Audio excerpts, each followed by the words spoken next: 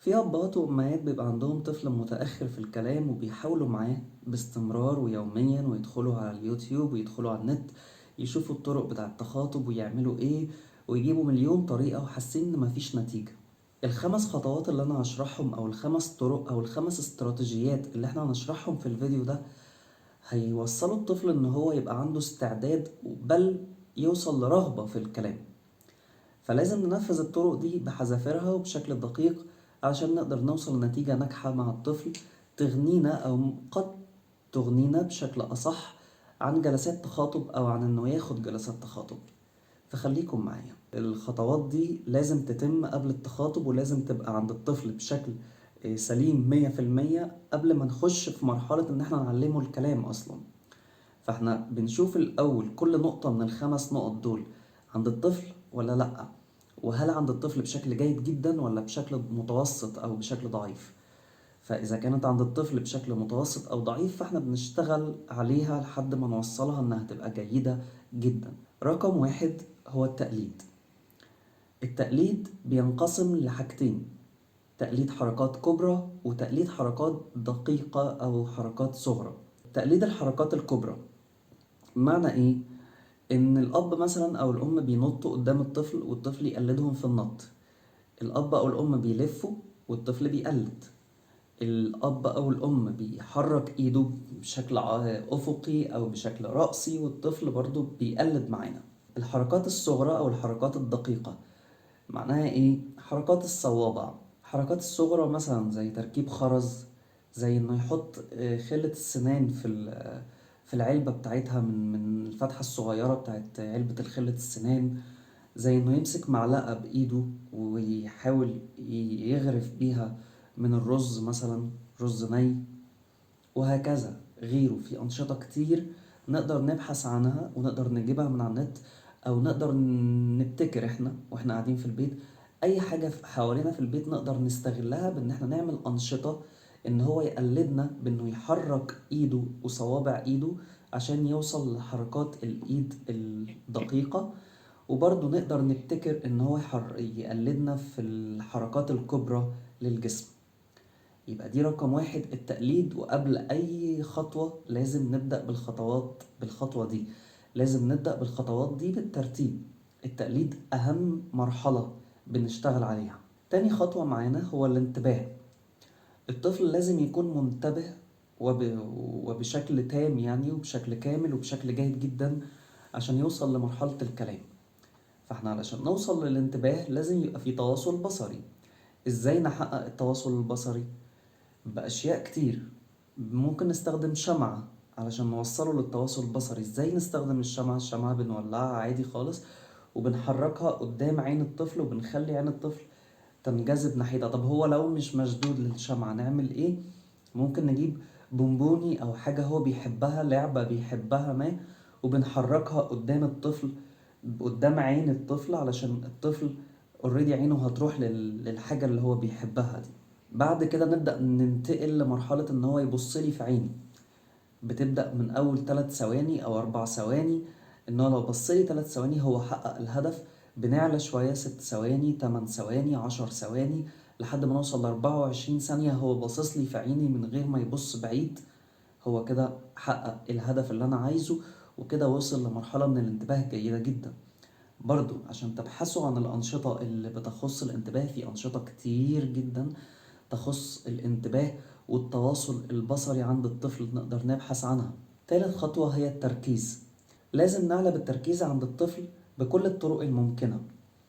التركيز ممكن أنشطة كتير جدا بتعلي التركيز، زي تركيب الخرز، زي البازل، زي الفك والتركيب، أنشطة الفك والتركيب. برضو يا جماعة كل نشاط من دول نقدر نبحث عنه على النت، هنلاقي أنشطة كتير لتقوية التركيز، للتقليد، للانتباه، لكل الخطوات اللي أنا بقولها. أنا بحطكم على الطريق الصح وانتوا تكملوا لوحدكم، وهتقدروا توصلوا لوحدكم ان الطفل يقدر يتكلم او يبقى عنده رغبة واستعداد للكلام. الخطوة الرابعة هي الذاكرة. الذاكرة بتتم عن طريق برضو أكتر من نشاط، ونشاطات كتير جدا نقدر نبحث عنها، بس هديكم أمثلة.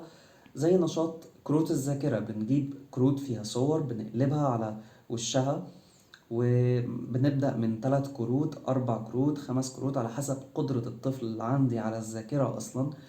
ويبدأ يبص على الكروت اللي قدامي على الصور. بعد كده بنقلب الصور ونبدأ نقول له فين الصورة الفلانية، وهو يبدأ يطلعها وهي مقلوبة على وشها.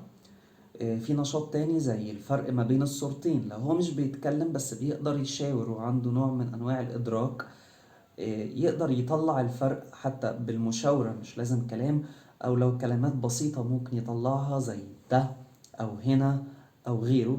فممكن نشتغل مع نشاط الفرق ما بين الصورتين بيبقى فيه بينهم فروق، ويطلع الفروق اللي ما بينهم. بنبتدي برضو من السهل للصعب، فروق بسيطة ثم فروق صعبة، نبدأ نصعب يعني المهمات. الخطوة الخامسة والطريقة الخامسة معانا اللي بنعلى بيها للطفل هي الإدراك. الإدراك بقى ينقسم لبحر كبير، يعني ينقسم لعناصر كتير: إدراك معرفي، إدراك سمعي، إدراك بصري، إدراك حركي، يعني أنواع كتير من الإدراك. لكن احنا هنركز على الإدراك المعرفي، إن الطفل لازم يبقى عنده نوع من أنواع الإدراك المعرفي اللي تخليه يوصل إنه يبقى عنده استعداد للكلام. وعلشان ده يحصل لازم الأم تبقى بتتكلم باستمرار مع الطفل، وبشكل فيه يعني بشكل جاذب للطفل، بشكل يشد الطفل.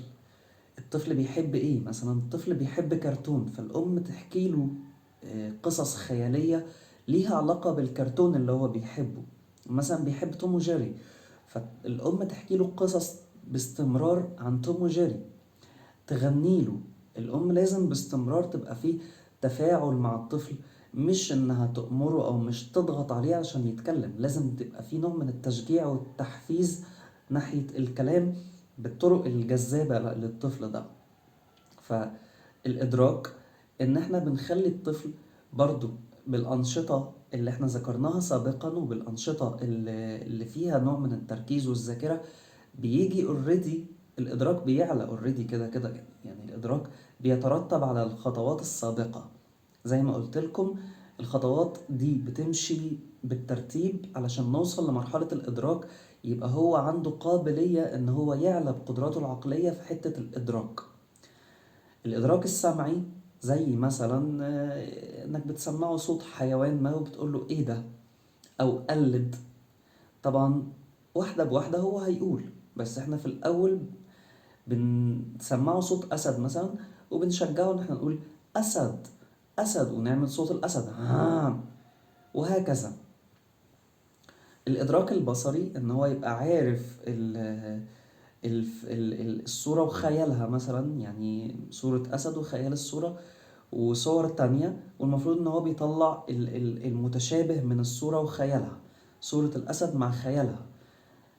يعني أنا مش عايز أقول الأنشطة كلها، يعني أنا عامل فيديو للأنشطة، ممكن أسيب لكم لينك في الديسكريبشن، وأسيب لكم لينك في الفيديو ممكن تطلعوا عليها، يساعدكم برضو. في 10 أنشطة مهمين جدا للأطفال، يا ريت تشوفوهم، هيفيدوكم جدا.